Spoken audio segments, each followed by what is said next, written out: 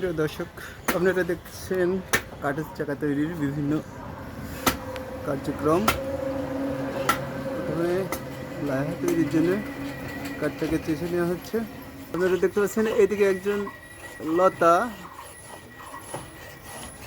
শান দিচ্ছে শিলে। আপনারা দেখতে পাচ্ছেন এদিকে একজন চাকা তৈরির ফ্রেম করছেন। এটাকে যেটা দেখছেন এটাকে লাইহা বলে। ওইটাকে ছিদ্র করে ওর ভিতরে স্থাপন করা হবে। আরা দেখতে পাচ্ছেন দেওয়া হলো।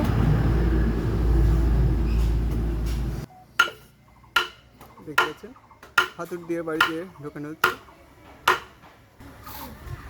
এর চারপাশে এটাই পূর্ণাঙ্গ চাকা দেখতে পাচ্ছেন।